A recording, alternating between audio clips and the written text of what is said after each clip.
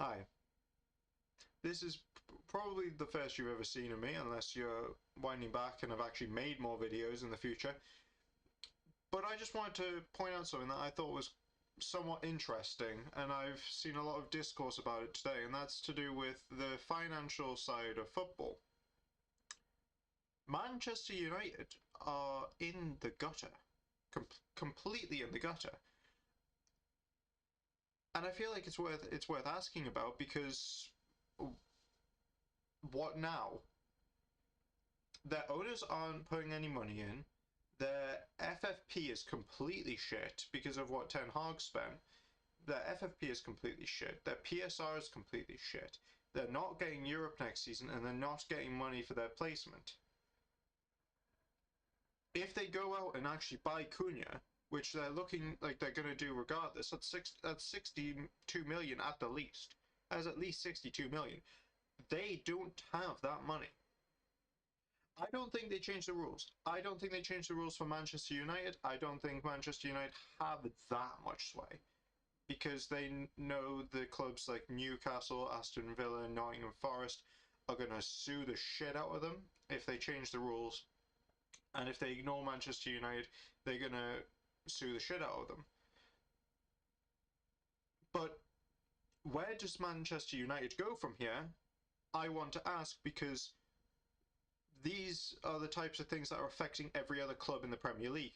If your club it was ruined by FFP, if it was delayed, if its improvement has been delayed by FFP, why is that going to be different for Manchester United? Because they make so much more money than basically every club in England off of merchandise. One of the biggest merchandise sales clubs on the planet. And so obviously everyone's going to ask, oh, where does Manchester United go from here? Where do they make all their money? Can they sell their players to buy more players? And does that fix the squad? Because I don't think it does. We saw what Manchester United was like last night, and I'm not a Manchester United fan. I think everyone was watching it because that was a very big game in the Europa League. That was death of a club. Either Tottenham or Manchester United had to die there, in theory, because of how little they can spend. Because they're spent. Manchester United spent out of control, and the reason I think I was somewhat interested in this is obviously I'm a Newcastle fan, right? And the club has we have similar targets in the transfer market. Cunha, oh shit, Cunha, Delap, right? They're similar targets between the two clubs, and obviously they've mentioned they're going to look at Bruno Guimaraes and Sandro Tonali. Like, this has changed Newcastle's perspective because if Newcastle win their game against Everton on the weekend, they are in a much better position than Manchester United. Same with Chelsea. Same with Aston Villa. Same with Nottingham Forest. They're all in better positions because they have some form of Europe. Yes, they would not be making as much as Manchester United probably makes in commercial revenue, but they're getting there, slow and steady. This feels very similar to Everton and Sunderland, two clubs that were genuinely quite big in England, and then they had a few bad years. Everton have managed to escape it to some degree, but Sunderland are down, and they may come back up. I don't want them to come back up, but they are a sign of what is to happen if you don't fix this shit. Manchester United are going through their Ashley era, but they don't have an escape. The club is too valuable to those owners, to their Glazer ownership. It's too valuable. It's not like Newcastle. Newcastle got sold for 300 million. Manchester United are getting sold for billions. Billions. It's much harder to get clubs to go, oh, we're going to just buy them out. We're just going to take them, right? They can't really do that as easily for Manchester United. They don't have an escape option that we luckily had, and thank heavens we had. Even if I don't like the owners, it's an escape option from Mike Ashley. I don't see, like, this seems like we're going to deal with a massive PSR change, a massive squad value change. They're going to change this financial system. But why? Like, how do they change it without massive repercussions to the whole way the league works and the whole way the power structure works in football? Because the idea is, oh, Manchester United are in the rubbish. The Premier League are going to save them because, as we all know, Manchester United gets a ton of favours off the Premier League because they're a big money cow, cash cow rather. If you're a big cash cow to the Premier League, they're going to have favouritism towards you. It's inevitable. It is inevitable. Same with Liverpool, same with Arsenal. The bigger the club you are, the more you're going to get favours, the more you're going to get listened to, right? Because that's the Premier League. They're already reconsidering APT because of Man City's legal case. That doesn't help Manchester United. That helps Chelsea. That helps Newcastle. That helps Man City. It doesn't help Arsenal, Liverpool, Manchester United. And so I don't see that being the be-all, end-all with the new financial systems that they might put in. We are going to witness a massive change in the swing of world football, especially English football, because they've changed how Europe works. Europe no longer, you can't go down a league now, and that is massive, massive, because English clubs inherently have a higher quality at their top division on average. Our top clubs are not as good as the top clubs in Spain and as the top club in Germany. Our clubs aren't really as good in isolation as those clubs are at times. Bayern Munich have had really good history and have competed at the same level as the best English clubs. What the fuck? And so you have to think, oh, well, what's going to happen to like English clubs? I think they're going to dominate the second and third halves. I'm sorry, I'm just pause technical difficulties. Editor me, put up the technical difficulty screen, and we're back with me having fixed the mic. But as I was saying, the rules of football. Sorry, no, that's not the point I was on. I was on about English dominance. I think we're going to dominate the lower European competitions and completely fumble the top one. I don't think we'll see an English champion in the Champions League for another 5 years. But I do believe that we're going to probably see a ton of English champions in the Conference League and a ton of English champions in the Europa League. Because look at the quality of this Champions League race in England right now. We're on the last day, well, game week of the Premier League. Sunday, 2 teams get dropped down to Conference League and Europa League. If every team wins their individual game, obviously that can't happen because Forest and Chelsea play each other. But if Chelsea wins, if Aston Villa wins, if Newcastle wins, if Man City wins, boom, that is Aston Villa on 69 points, where 4th place also has 69 points. They're in 6th. They still play Europa League, whilst 4th, who's on the same points, just on a higher goal difference, play Champions League. That is mental. That is completely mental. Yes, in Spain you do get Champions League fights, but let's be honest, outside of their big 3 clubs, Atleti, Real Madrid and Barcelona, outside of those 3, it's a Champions League race constantly. We have a Champions League race of 5 teams currently, because 1 got through last week after being Newcastle. Arsenal got through last week after being Newcastle. If they hadn't, they would have needed a win, or at least a draw, to guarantee getting through next week. They would have needed a point still if they had lost that game. That is how tight it is. From second to 7th, no one had confirmed what European league they had been playing in out of them. Yeah, until last week, where 2nd got the win over Newcastle, Arsenal got the win over Newcastle, and they guaranteed themselves in the Champions League. That is how tight this is, and that says a lot about the European campaigns in the future, with no fall off, no falling down the leagues. It's going to be chaotic because we've shown this season from Premier League teams that being a Premier League team alone can pretty much get you, even if you have to scrape your way through, you can get all the way to the final just without even focusing on the Premier League, because now our relegation fights are so shit that you don't even need to focus on the league. You can be 17th, fucking 17th, and win a European competition now. It's mental. It's absolutely mental. And it's something that I think with that, like, there is an escape with the finances, because you can escape your financial troubles by winning the Europa League. You can escape your financial troubles by winning the Conference League even, and getting Europa League. If you're that low in the table, you're still getting more from your European campaign than you are from your Premier League campaign. I think that's good for the league to some degree, and it's shit for the league in other degrees. But it's shit for big teams that happen to have a bad season, because now, looking at it, it's much harder to get back into Europe and back into making money. Because where are you going to make that money? Where? Because if you're Manchester United, you're not getting Europe, and next season it looks like it will be a nightmare, because the teams that are above you in the league look more like getting Europe. And we'll not have 5 teams in Europe next season. The coefficient is going to be completely thrown off by how many teams are in Europe.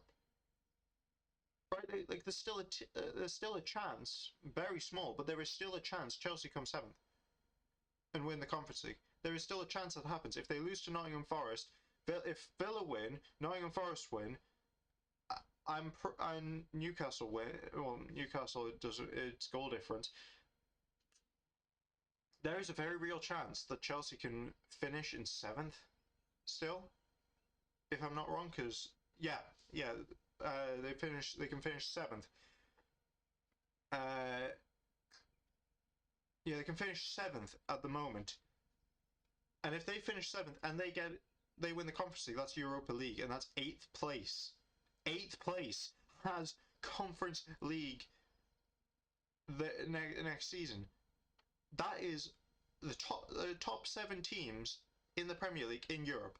5 in the Champions League, 2 in the Europa League, 1 in the Conference League, and you have 12th place Crystal Palace in the Europa League, and you have 17th place Spurs in the Champions League.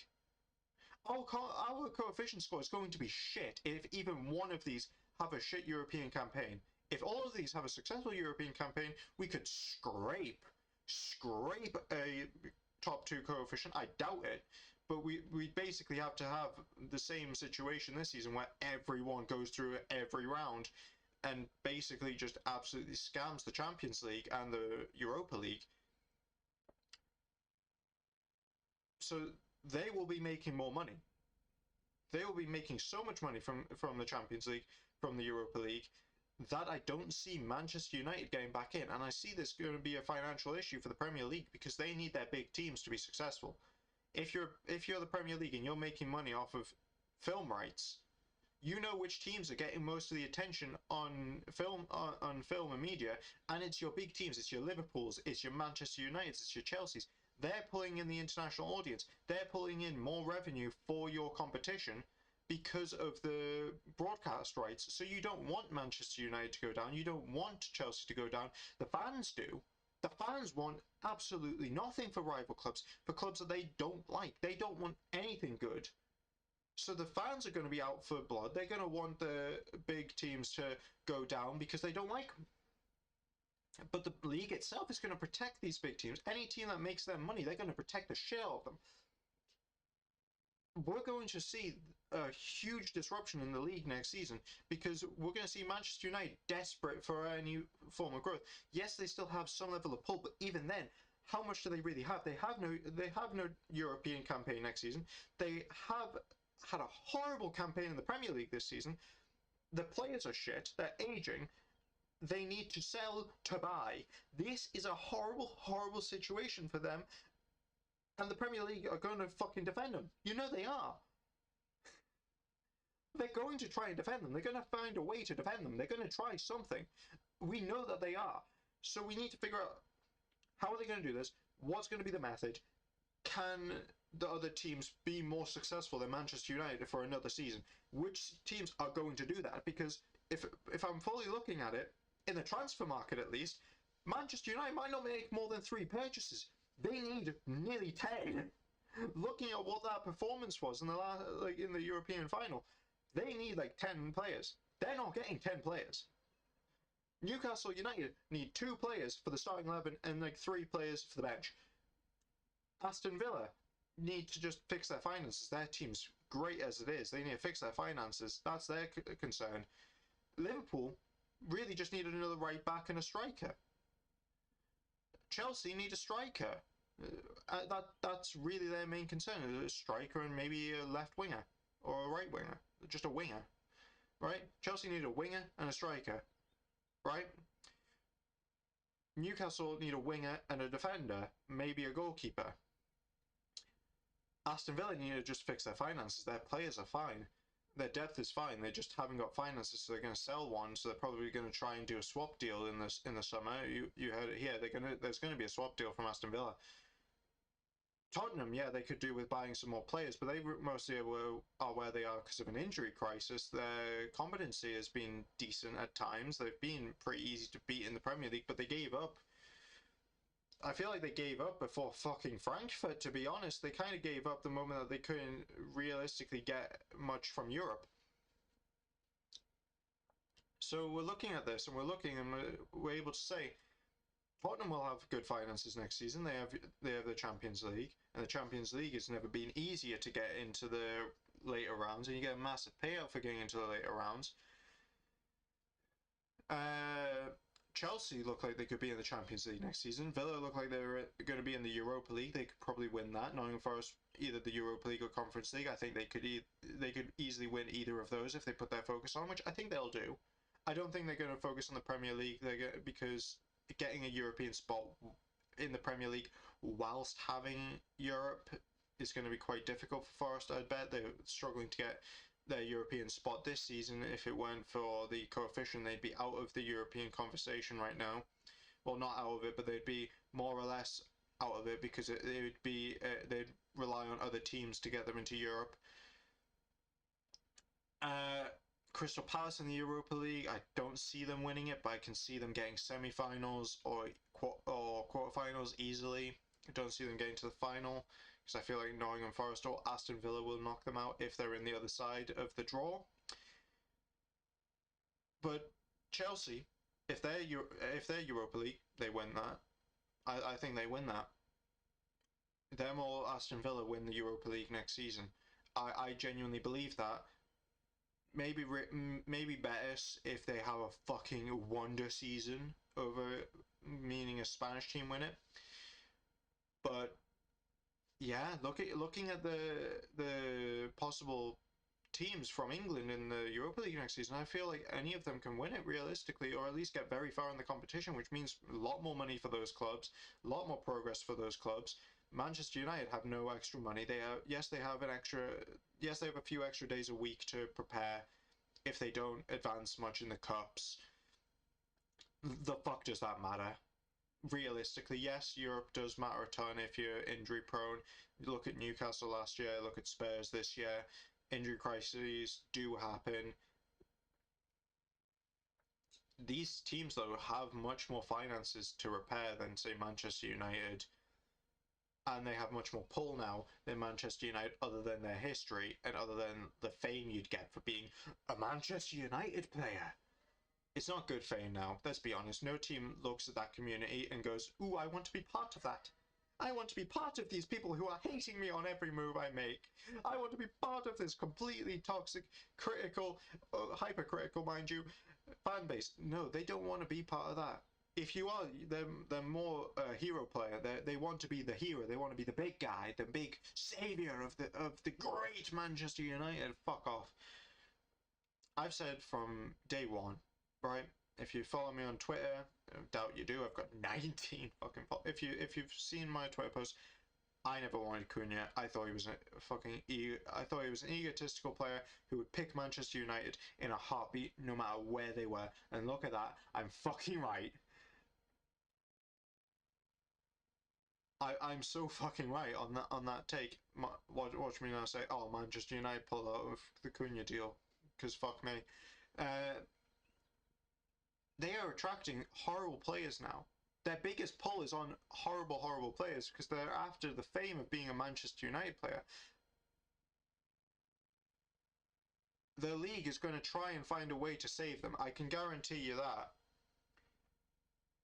But the aftermath of what happened last night is absolutely monumental for the rest of the league.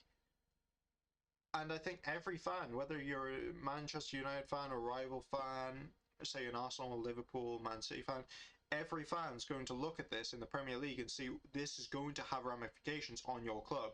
Manchester United not being in a European competition next year is going to have ramifications because they can't buy.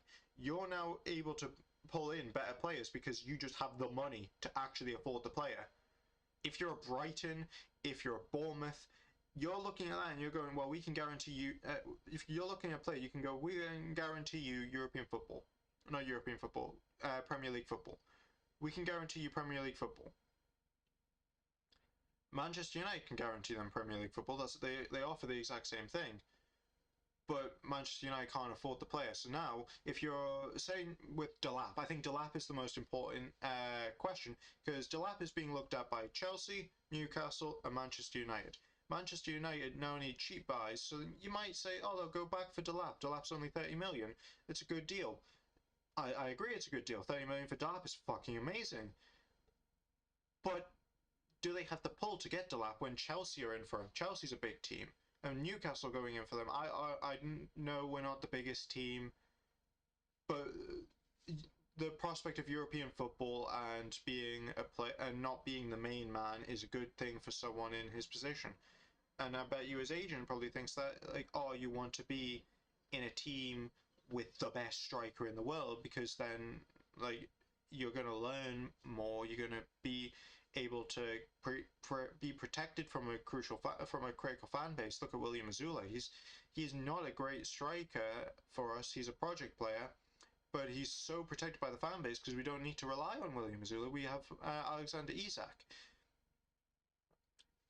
But Delap has to make a choice. He has to pick Chelsea, Manchester United, or Newcastle in the summer. And without European football, can Manchester United really go in for Delap and keep going for Delap when they're already getting Cunha? Can they afford 90 million of transfer fees straight off of release clause? I don't know. I don't know that, but if they can't, that's going to be hypercritical on the rest of their season and going forward. Because if they can't make the purchases, how do they get Europe next season? Do they have to? They have to win a cup. Because the chance of them getting into top four to get Champions League next season is next to none. It's next to none. Europa League, maybe, if they're fucking brilliant under Ruben Amorim. If he makes the perfect purchases, then I can see that potentially.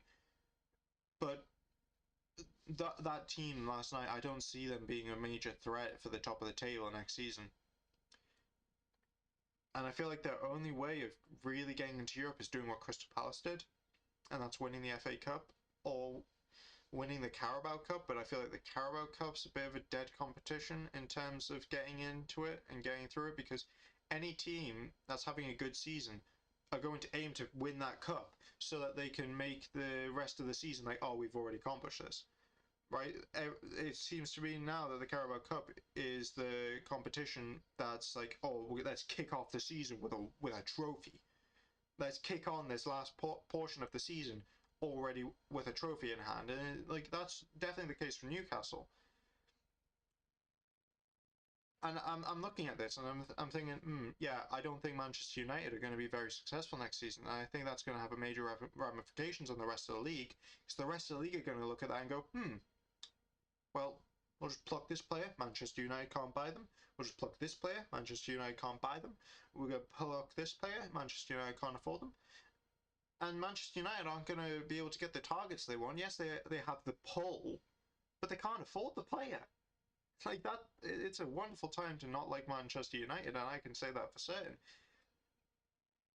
And it's a massive deal to the transfer market because Manchester United have been looking at all these players with the idea that they're going to be in Champions League next season, and now they're not. Now they're not in Europe altogether. They need a cup. They need a cup. They need a trophy to get back in. And Manchester United have a habit of scamming trophies in the past, but they've not done it this time. They've not scammed the trophy they needed to scam. Right? They scammed a Carabao Cup in a shit season. They scammed a FA Cup in a fucking horrendous season, and now they've failed to scam the Europa League in possibly their worst ever season in the Premier League, definitely their worst ever season. But looking at all this, it's fucking horrendous for Manchester United fans. Welcome to what we experienced for over 10 fucking years, you twats. But the ramifications on the league, I want to know your opinions. Just leave in the comments. Do you think this is going to have major ramifications on the league? I think it's going to have major ramifications on the league. I'd love to hear your opinions, and I will, in fact, if I get a really interesting opinion in the comments, I will probably respond to it in a video sometime. So, have a good day, folks. Remember to, I don't know, remember to eat healthy. That's going to be my advice for this video. Remember to eat healthy. Have a good rest of your day. Catch you later.